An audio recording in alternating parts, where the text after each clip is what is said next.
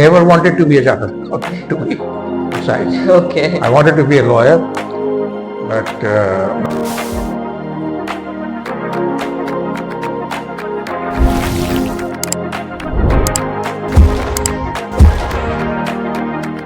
I'm a chartered accountant by profession, and I've been in practice for almost nearly half a century. That means 45 years.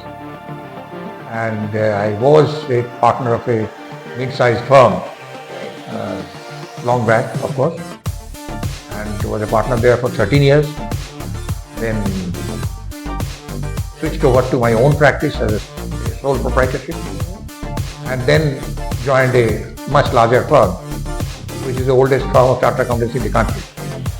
And there I am since 1994 or 95, and till now I'm there as a managing partner. You always want to take chartered accountancy as your profession? I never wanted to be a chartered accountant, to be precise. Okay. I wanted to be a lawyer, but my entire family consists of lawyers, both my father, uncles, grandfather. So I never wanted to be a chartered accountant. But incidentally, I was asked to study BCom, Bachelor of Commerce. Okay. And then after doing my BCom, I was advised by my relations, cousins and others, that since you have done BCom, you have to do CPA. That is how I have joined a mid-sized firm of chartered accountants at that time, way back in the 70s, and fortunately qualified. Do you enjoy your profession? Of course I do. Of course I do. Initially, I didn't, because I thought it is one of the most boring professions one can think of. And whole day, from 10 o'clock to 5 o'clock, you go on comparing figures or adding figures or subtracting figures. So that was very boring, because I'm basically an extrovert. But over the years, it developed. It developed in such a way that long back, I'm talking about early 80s, when I was asked to do audit of a very large organization. At that time it was Hindustan Steel, which later became Steel Authority of India. There I was asked to check the import vouchers, customs duty and other documents.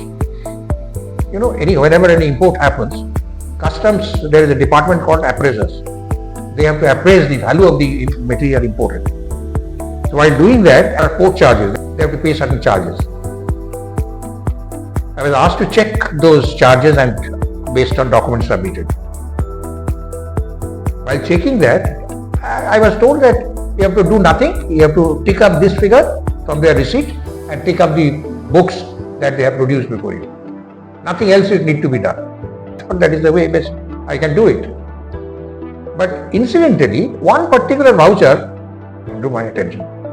That was, one material was imported from Netherlands or something. It was imported and lying in the Calcutta port for almost 9.5 months. Then when I saw the documents, material cost was just about 26,000. But the demurrage they paid for retaining that stock in the yard is almost 78,000. And then I saw the note sheet, permission was granted to import that material that you see they urgently required. Some photographic equipment, lens or something. So I asked. So my manager at that time told me, you need not bother. Who told you to inquire all these things? I said, okay, fine. Saturday were the reporting days. So we went to our office. I went and I reported it to one of my partners. I said, if you allow me to put forward a case before you, can I say something? There is a problem. Can I explain this situation? He said, what? 25,000 cost of material and paid 78,000 rupees. Look into all the documents. Whatever you have finished, But right from today, you check all the documents from the day 1 till the 31st March. My manager was very angry because I unnecessarily overstepped. I did not take his permission. And then I found that it was quite a large amount of money after I scrutinized all the documents, because it runs into lakhs. It went to the extent that my partner took it up with the topmost management of the company, and it was reported in the audit report itself. Then it went to the parliament. CAG submitted a report on this. It was questioned in parliament, and overnight I found myself to be a very important person in the firm. So that was the turning point. I found it is not all that boring, but you can find interest. If you can find interest, it can be interesting as well. Primarily, what kind of practice do you do as a CA professional? I don't practice tax because tax is something I never got interested in. I am mainly in audit and investigations, mergers and acquisitions, and then several types of inquiry matters and all that. So mainly on the financial audit side. And company law also. Like I used to appear, even now I appear occasionally before the